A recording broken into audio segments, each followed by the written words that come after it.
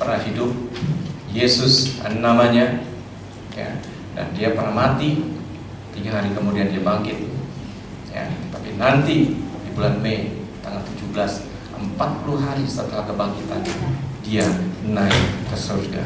Siapa namanya? Yesus. Siapa namanya? Yesus. Siapa namanya? Yesus. Ya, Yesus namanya. Yesus yang memberikan kita kehidupan. Yesus yang menghapus dosa kita. Melalui kuasa kebangkitannya, dia kalahkan maut, dia kalahkan iblis. Saudara yang terkasih di dalam Tuhan, kehidupan yang kita alami adalah sebuah kenyataan real. Tiap-tiap hari apa yang kita hadapi, saudara selalu mendengar janji Tuhan melalui firman.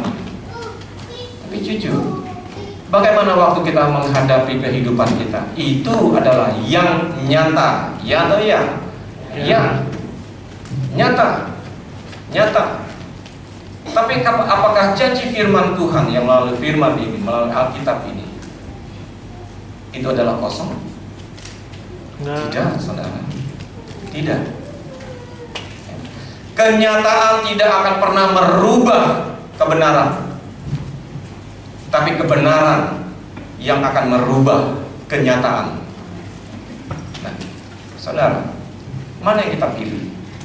Kehidupan sehari-hari kita yang nyata, atau firman Tuhan yang kebenaran itu yang nyata?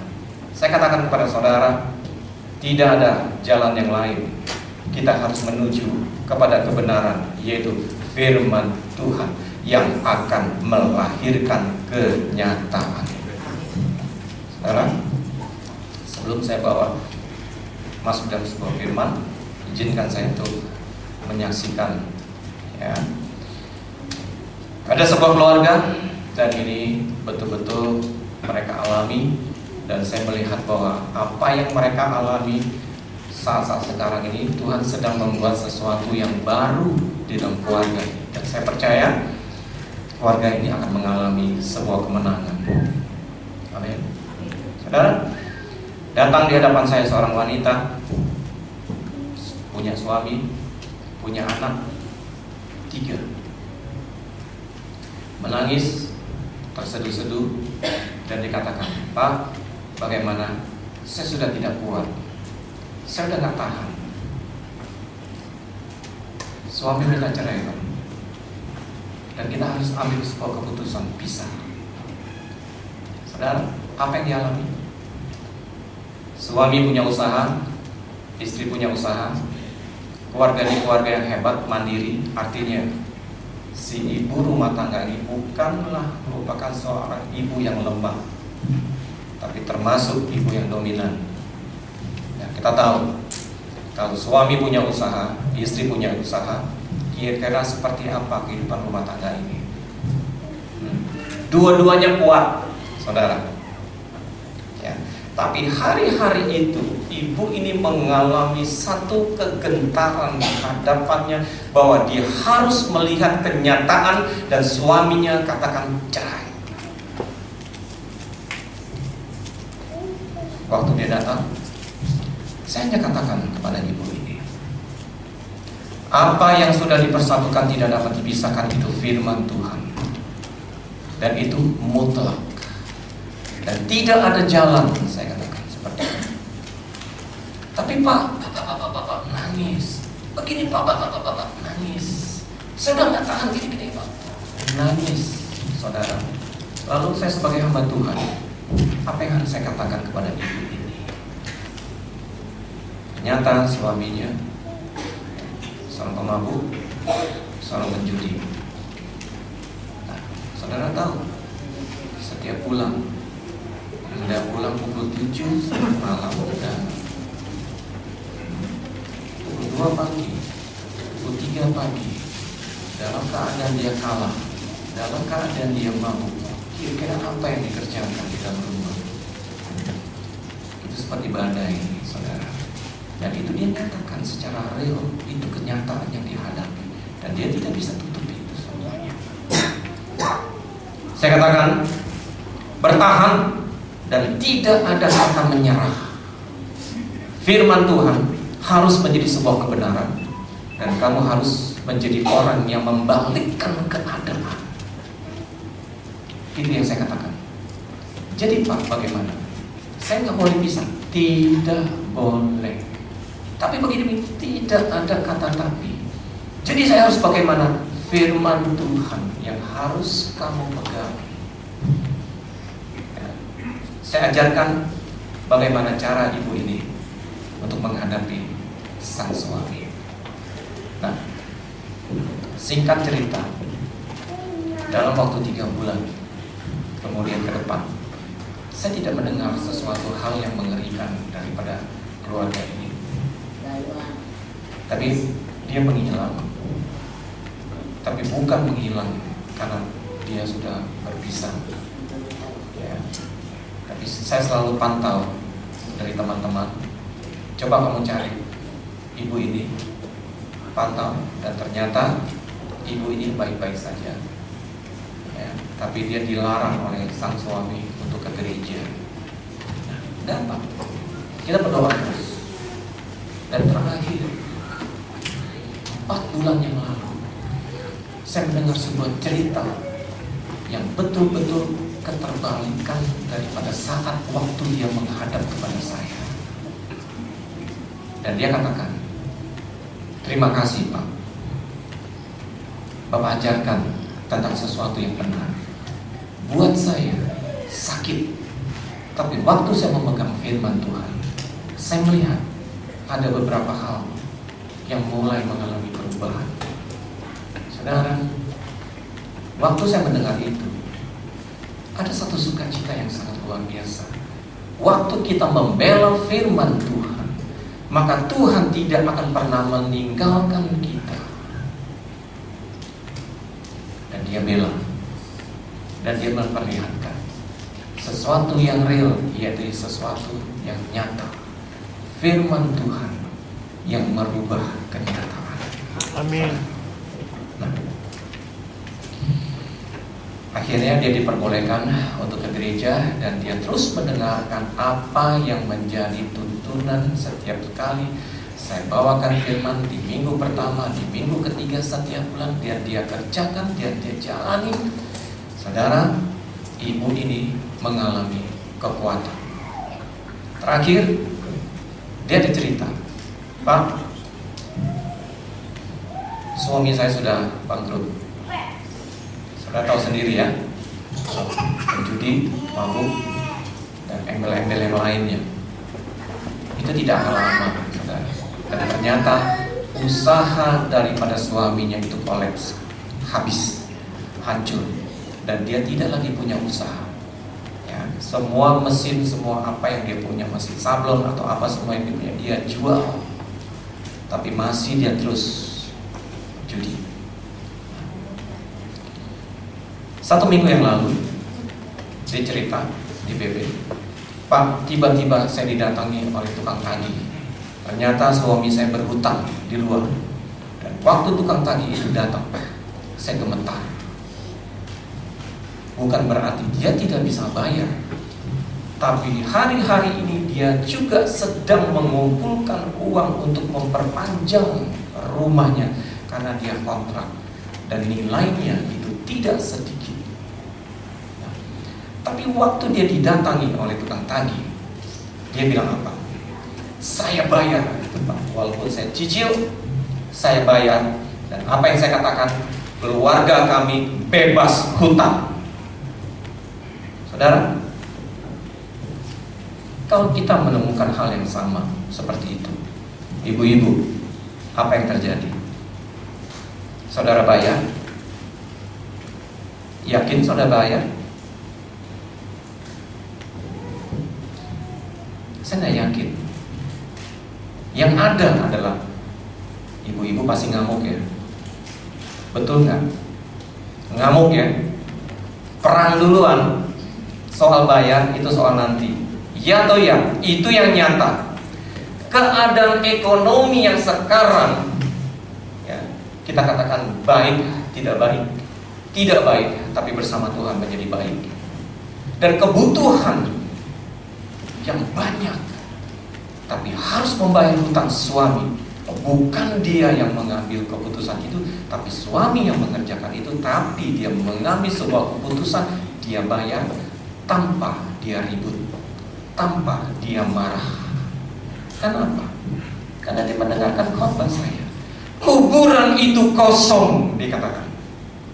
Pergilah ke Galilea, temui Yesus yang ada di sana. Saudara, berapa banyak daripada kita yang selalu ribut tentang sesuatu yang kosong, perselisihan yang kosong, pertengkaran yang kosong, sakit hati yang kosong. Semuanya itu menandakan kekosongan. Tapi kita tidak berani berjalan mencari Yesus di Galilea. Saudara, Matius 28. Saya akan bacakan buat saudara.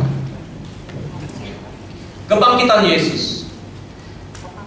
Matius 28. Dari ayat yang pertama, saya akan bacakan. Setelah hari Sabat lewat, menjelang menyingsingnya fajar pada hari pertama minggu itu, pergilah Maria Magdalena dan Maria yang lain menengok kubur itu.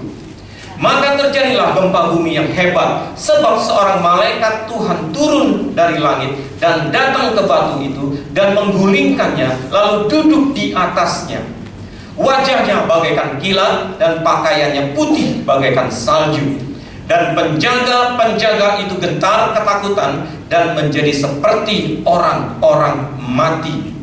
Akan tetapi malaikat itu berkata kepada perempuan-perempuan itu, janganlah kamu takut, sebab aku tahu kamu mencari Yesus yang disalibkan itu. Ia tidak ada di sini, sebab ia telah bangkit, sama seperti yang telah dikatakannya. Mari, lihatlah tempat ia berbaring, dan segeralah pergi dan katakanlah kepada murid-muridnya bahwa ia telah bangkit dari antara orang mati. Ia mendahului kamu ke Galilea, di sana kamu akan melihat dia. Sesungguhnya aku telah mengatakan kepadamu. Nah, saudara, perhatikan baik-baik Matius 28 tentang kebangkitan yang daripada Yesus.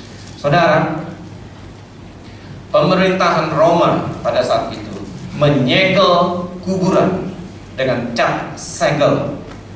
Dan ada satu perintah, siapapun yang membuka segel dari pemerintahan Romawi, maka dia akan mati. Artinya, penguasa pada saat itu sangat berkuasa, dan kuburan yang daripada Yesus itu dimatrai. Artinya, tidak akan ada satu orang pun yang berani membuka kubur itu. Artinya, siapapun yang berani merusak kubur Yesus, dia akan berhadapan dengan Kaisar Romawi. Mati itu adalah hukum. Tapi kita lihat, Matius 28 mencatat hal yang lain. Ada satu kekuatan yang tidak akan pernah bisa dihancurkan. Siapa? Bapa kita di surga, Tuhan yang kita sembah, Yesus namanya, yang melebihi dari kekuatan Kaisar Romawi.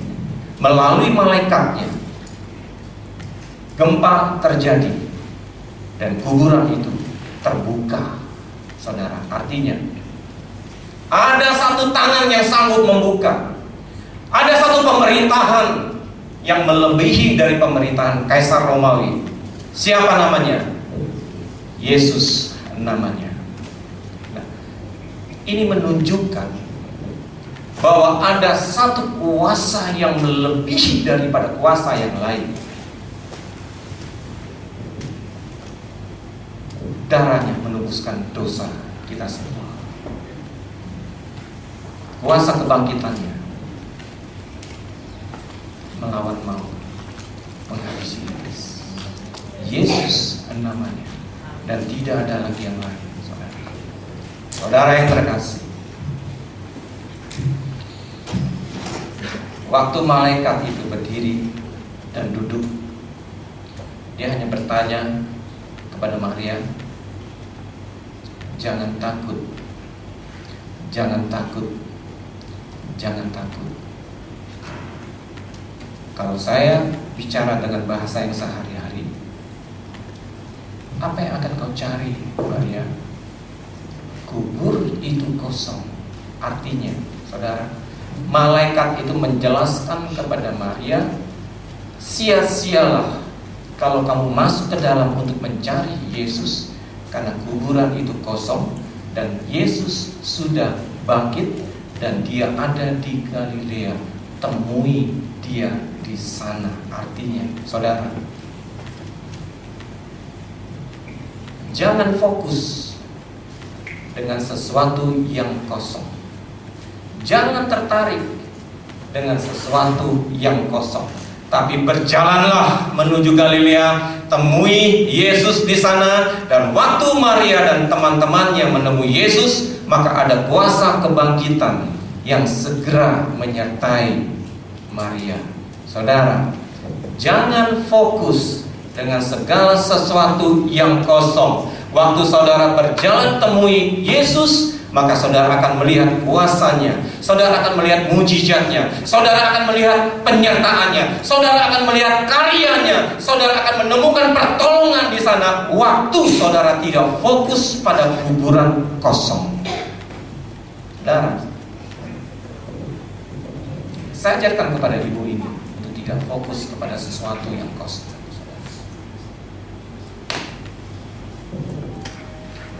Waktu dia tidak ada di rumah, diam-diam suami menjual 2 mesin. Karena dia konveksi, 2 mesin jahit daripada ibu ini dijual. Untuk apa? Untuk bayar hutang. Dan waktu dia tiba di rumah, waktu hari Jumat, dia kaget karena semua karyawan mengatakan bahwa 2 mesin dijual.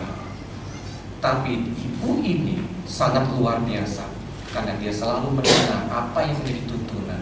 Saya bilang, nggak perlu marah. Apa urusannya kamu marah? Apa urusannya kamu emosi? Apa urusannya kamu fokus kepada hal-hal yang tidak baik, yang tidak benar? Karena hal-hal yang daripada dunia membuat kita tertekan, membuat kita terpuruk. Tapi waktu dia tinggalkan kuburan kosong dan dia bertemu dengan Yesus pada hari Seninnya, bos yang memberikan dia pekerjaan menawarkan 5 mesin. Saudara, 2 mesin hilang, tapi waktu dia tidak ributkan itu dari suaminya, ya, Tuhan bela dan Tuhan gantikan 5 mesin dalam waktu hitungan 3 hari, saudara. Dan waktu dia menyaksikan ini, saya katakan kepada ibu ini, ayo terus bangkit, lihat, temui Tuhan. Karena di waktu kita menemukan Tuhan, ada mujizat, ada karya, ada pertolongan, ada penyertaan. Saudara, waktu kita ribut dengan sesuatu yang kosong, kita tidak akan pernah melihat sesuatu yang besar yang daripada Tuhan, karena kita tidak menemukan Dia. Kita hanya menemukan sesuatu yang kosong.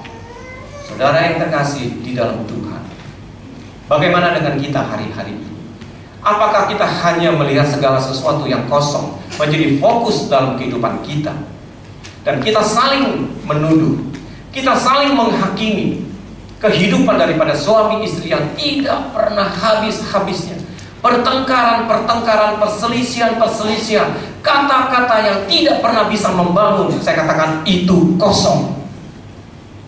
Tapi waktu kita tinggalkan itu semua, kita menemukan Yesus, ada pertolongan, amin, ada penyertaan, ada mujizat. Saudara yang terkasih, saya melihat bagaimana Tuhan bekerja sangat-sangat luar biasa sekali. Sangat-sangat luar biasa sekali. Dan waktu dia katakan, Pak, tinggal 10 hari lagi, Pak, saya harus bayar kontrakan rumah, tapi saya belum punya uang, Pak. Ada beberapa pekerjaan yang di cancel, tapi kemarin dia foto, dia kasih saya lihat, ada satu pekerjaan begitu menumpuknya yang sudah terselesai, yang siap untuk dikirim, dan anak-anaknya sedang membantu dia untuk menyelesaikan buang benang. Artinya waktu kita menjahit, ada benang-benang yang lebih dan anak-anaknya membantu dia untuk menyelesaikan pekerjaan itu. Dan waktu dia bilang, Pak, ada satu pekerjaan yang belum terselesaikan, artinya tertahan, dan saya doakan Tuhan akan bukakan jalan di padang gurun, dan kamu akan lihat pekerjaan yang tertunda, ya, PO yang tertunda itu akan turun dan kamu akan menikmati semuanya. Dan ternyata saudara, kemarin dia memperlihatkan sesuatu yang sangat-sangat luar biasa. Semuanya terbuka. Saudara siap untuk bertemu dengan Yesus di Galilea? Saudara siap untuk meninggalkan kuburan kosong? Saudara siap? Saudara, mari. Kuasa, karya, pertolongan, penyertaan dari Tuhan, ya dan amin, dari dulu, sekarang, dan sampai selama-lamanya. Dia tetap Tuhan yang sama, yang selalu mengerjakan, yang selalu memberikan, yang berjanji dan tidak pernah mengingkari janjinya. Pertanyaannya adalah, ada di kita. Kalau kita melihat teman-teman kita selalu melihat pertolongan yang sangat luar biasa, tapi kita tidak melihat pertolongan tangan Tuhan. Yang beda bukan Tuhan yang kita sembah yang berbeda, tapi yang beda adalah, ya, bagaimana kita menangkap sesuatu yang daripada firman Tuhan, kemudian kita kerjakan firman Tuhan itu. Nah, itulah perbedaan antara kita satu dengan yang lainnya. Saya katakan kepada ibu ini, mengapa dia begitu cepat Tuhan angkat? Karena setiap yang dia dengar, dia bukan masuk kiri, keluar kanan, tapi setiap firman yang dia dengar, dia tidak pernah menyia-nyiakan firman itu. Oleh karena itu kehidupannya tidak akan pernah sia-sia. Itu yang membedakan di antara kita. Saya mau pastikan malam hari ini, semua di antara kita yang duduk di tempat ini, kita satukan persepsinya, kita samakan semuanya, bahwa setiap firman yang kita dengar, kita terima, kita lakukan, dan saudara akan lihat penyertaan kita semua dari Tuhan itu sama. Kalau teman kita melihat mujizat, melihat kuasa, kita pun akan melihat yang sama. Amin. Saudara, kalau malam hari ini adalah kebaktian keluarga, saya sangat bersyukur sekali. Keluarga yang sehat, keluarga yang takut akan Tuhan adalah tiang-tiang yang paling kuat untuk gereja. Gereja tidak akan pernah hancur kalau ada keluarga-keluarga yang menjadi pilar yang kuat, yang kehidupannya adalah ya dan amin firman Tuhan. Saudara, kita buka di 1 Korintus 15. Apa yang dikatakan Paulus tentang kebangkitan? Ya, simak baik-baik.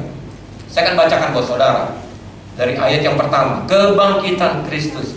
Dan sekarang, saudara-saudara, aku mau mengingatkan kamu kepada Injil yang aku beritakan kepadamu, dan yang kamu terima, dan yang di dalamnya kamu teguh berdiri. Oleh Injil itu kamu diselamatkan, asal kamu teguh berpegang padanya, seperti yang telah kuberitakan kepadamu, kecuali kalau kamu telah sia-sia saja menjadi percaya.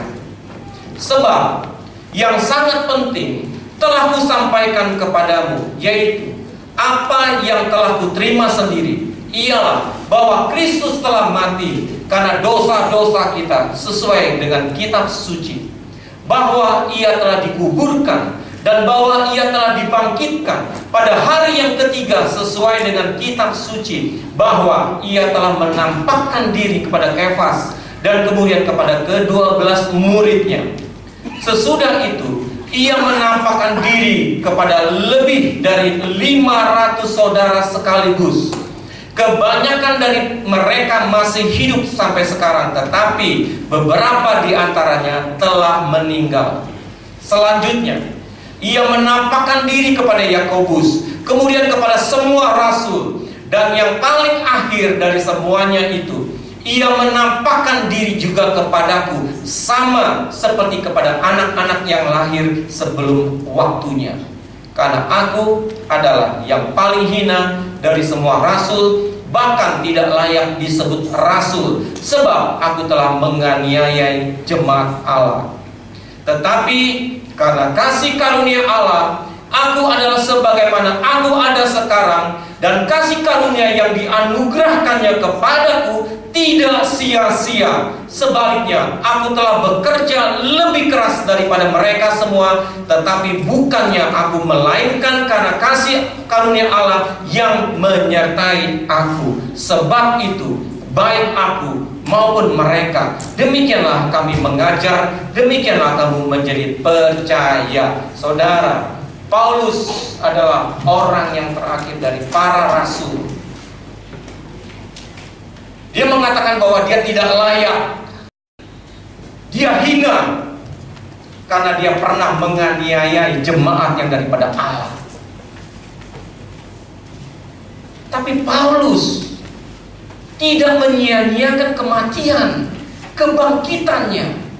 Paulus tidak menyia-nyiakan itu, dan dia katakan bahwa oleh karena kasih anugerah yang daripada Tuhan, oleh karena kematian dan kebangkitannya, yang membuat dia bisa menyampaikan semua berita Injil kepada siapa? Kepada seluruh jemaat yang membutuhkan pada saat itu. Saudara, Paulus mengatakan, sebaliknya aku telah bekerja lebih keras daripada mereka semua. Artinya apa? Dari sekian para rasul, Paulus bekerja lebih giat, lebih keras untuk memberitakan Injil. Tapi dengar baik-baik, karena dia mengerti tentang kematian dan kebangkitan. Dia mengerti tentang kubur kosong, dan dia mengerti bahwa apa yang dikerjakan itu adalah anugerah kasih yang daripada Tuhan. Dan itulah sebabnya Paulus tidak menjadi hamba yang sombong di antara para rasul. Saudara, Paulus tidak menyia-nyiakan kasih karunia itu, anugerah yang diberikan kepada dia. Sebab itu dia menjadi seorang rasul yang rendah hati. Saudara, kebangkitannya tidak akan pernah membuat kita menjadi sombong. Kebangkitannya akan membuat kita menjadi seorang yang rendah hati, karena kita sangat mengerti kematian dan kebangkitannya semua untuk kita. Saudara, bagaimana hari-hari ini? Apakah kita menjadi orang yang paling sombong? Apakah kita menjadi orang yang tidak bisa rendah hati? Kuburan itu kosong. Kuburan itu kosong. Kuburan itu kosong. Saudara, mari perhatikan apa yang disampaikan Paulus buat jemaat. Jangan sia-siakan kematiannya. Jangan sia-siakan kebangkitannya. Saudara,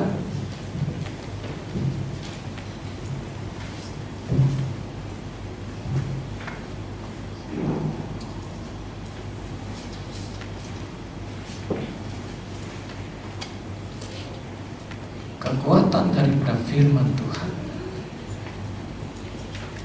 itu yang akan membuat saudara tiap-tiap hari punya kekuatan. Tidak ada yang lain. Kenyataan yang kita hadapi betul itu nyata, tapi mari kita bagikan bahwa firman ini, kebenaran ini yang akan merubah kenyataan. Amin. Seberapa banyaknya daripada saudara siap untuk merubah hidup saudara dengan firman? Mulai ambil sebuah keputusan bahwa firman ini adalah yang terutama dan tidak ada lagi yang lain. Saudara, dunia sedang menggeser. Banyak cerita ya, tentang Yesus yang tidak sesuai dengan firman. Banyak penyesatan sekarang tentang kuasa darah, kuasa kebangkitan. Dunia tidak mengakui bahwa Yesus itu bangkit.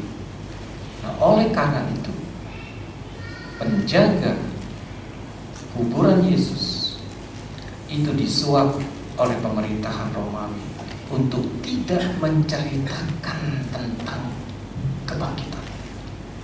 Saudara, dunia sedang membuat saudara hidup penuh dengan kesia-siaan.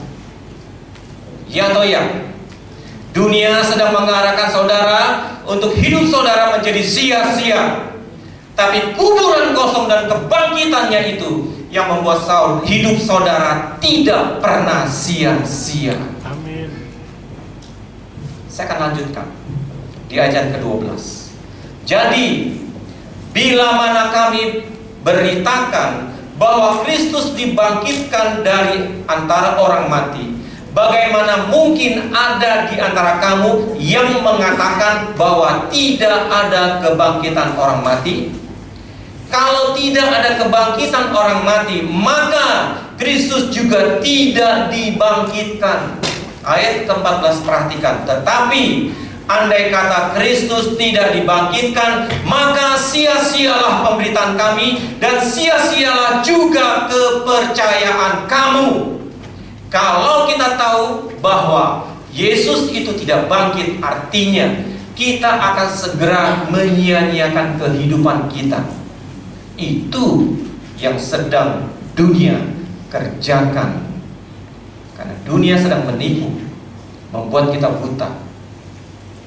Dan dunia tidak menceritakan tentang kebangkitannya.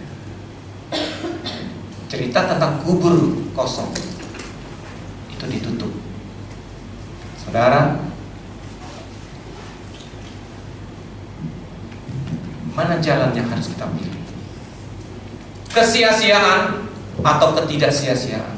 Dan saya pastikan semua kita yang mendengar firman Tuhan pada hari ini percaya bahwa Yesus itu bangkit. Amin. Rubah. Waktu ibu ini cerita tentang bagaimana dia tidak mengambil semua keputusan yang salah. Waktu penagih hutang itu datang, ada suami, dan dia lihat, dan suaminya bilang, jual itu mesin untuk tutup hutang. Tapi istrinya bilang, kalau aku jual mesin, dia nggak bisa ngerjain.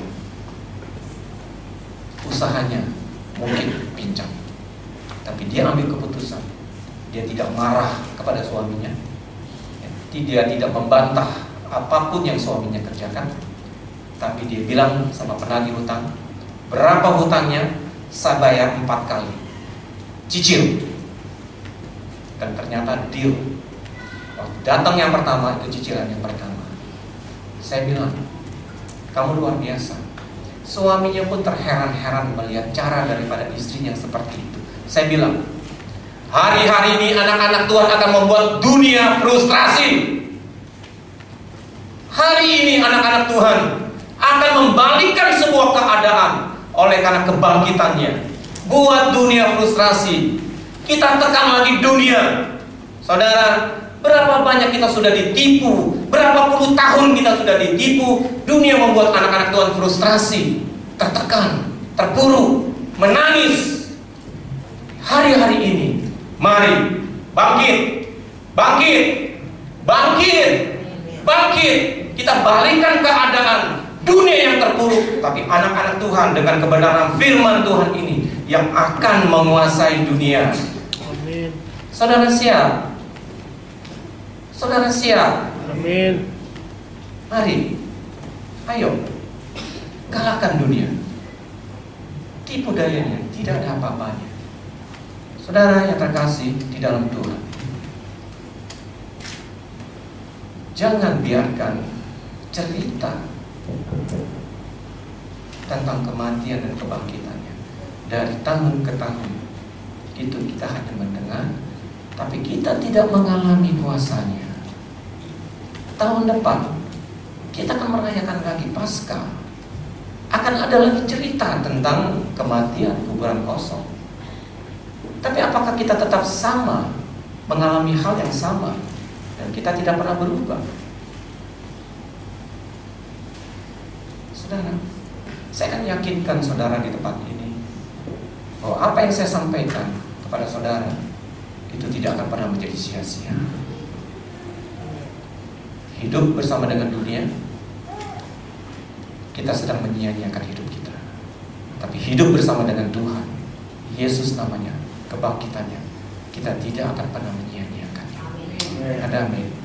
Saudara, jangan fokus kepada kuburan kosong, tapi berjalanlah ke Galilea. Temui Yesus di sana, karena di sana ada penyertaan, di sana ada kuasa, di sana ada mujizat bersama dengan Yesus. Amin. Saya tutup firman Tuhan. Saya ajak saudara untuk bangkit berdiri.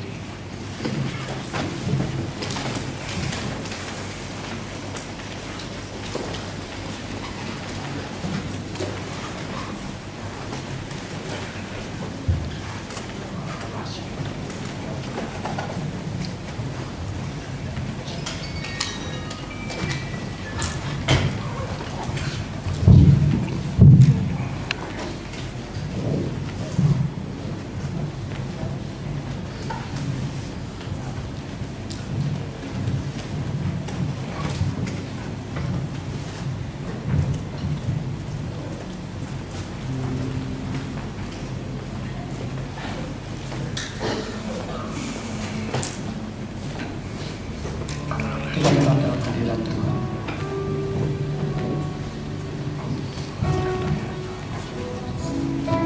Kita akan dengarkan satu pujian.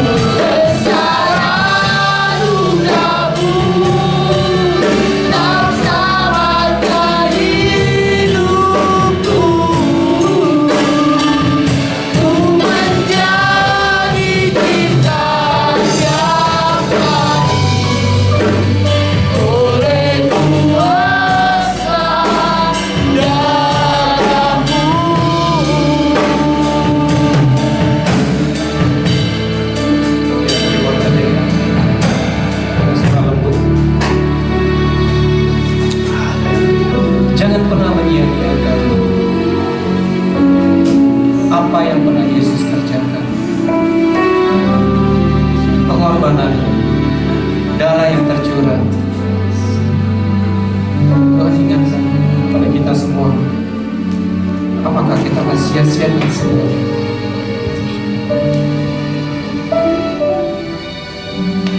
Mungkin sebelum malam hari ini,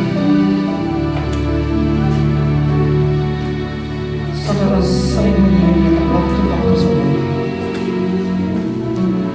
Tapi dengar baik-baik, Yesus tetap menyertai. Amin. Oleh kami kemari, bangkit anakku, bangkit anakku, bangkit.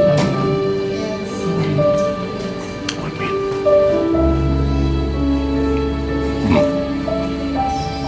Kalau malam hari ini saudara mengambil sebuah keputusan untuk tidak akan lagi pernah menyia-nyiakan waktu dan kehidupan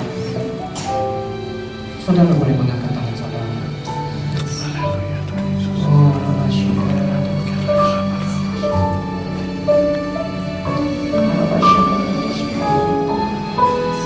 saya akan berdoa untuk saudara yang mengangkat tangan. Mari Bapak, Kau melihat kesungguhan hati daripada umat-umat-Mu, dan mulai hari ini, waktu mereka tidak menyia-nyiakan waktu mereka, dan mereka mulai kembali kepada Tuhan, maka Tuhan akan mengadakan sebuah perubahan yang besar dalam hidup mereka. Mereka tidak akan lagi sama. Mereka tidak akan lagi sama. Mereka tidak akan lagi sama. Karena Tuhan yang mereka sembah siap untuk mengulurkan tangan. Amin. Tuhan, Kau melihat tangan-tangan yang terangkat. Mari Bapa, karya-Mu atas umat-umat itu akan menjadi nyata, menjadi nyata, menjadi nyata, menjadi nyata. Kuburan itu kosong. Mereka tidak fokus lagi kepada segala sesuatu yang sia-sia, yang kosong. Tapi waktu mereka mengambil sebuah keputusan untuk berjalan dan menemukan Yesus di Galilea, maka kuasa dan mujizat itu terjadi. Amin. Terjadi. Dan hamba berdoa untuk setiap daripada umat-umat Tuhan hari ini, di mana setiap usaha mereka mengalami keterpurukan, dan mereka katakan tidak ada lagi jalan. Tapi waktu mereka berjumpa dengan Tuhan, Tuhan akan bukakan jalan. Amin. Tuhan akan bukakan jalan. Amin. Tuhan akan bukakan jalan. Dan hamba berdoa untuk setiap rumah tangga yang mengalami krisis hari-hari ini, Tuhan, waktu mereka mengangkat tangan mereka, waktu mereka berjumpa dengan Engkau, maka Tuhan akan rubah, Tuhan akan mengubah, Tuhan akan mengubah kehidupan daripada umat-umat-Mu akan mengalami sebuah perbedaan. Amin. Suami istri akan kembali bersama-sama. Amin. Anak-anak akan bersama dengan mereka. Amin. Mereka akan melihat ada satu perubahan yang besar terjadi. Bapa, aku serahkan umat-umat-Mu hanya ke dalam tangan-Mu. Dan hari-hari ini, bela firman-Mu akan jatuh di tanah yang subur. Amin. Benih itu akan berbuah. Benih itu akan berakar. Benih itu akan bertumbuh. Dan buah-buah mereka akan lebat dan manis. Supaya mereka mendapati, mereka berkenan di hadapan-Mu. Terima kasih. Hamba serahkan umat-umat-Mu. Hamba serahkan gereja di tempat ini hanya ke dalam Tuhan. Hanya di dalam nama Bapa dan Putra dan Roh Kudus sama-sama kita katakan. Amin. Amin.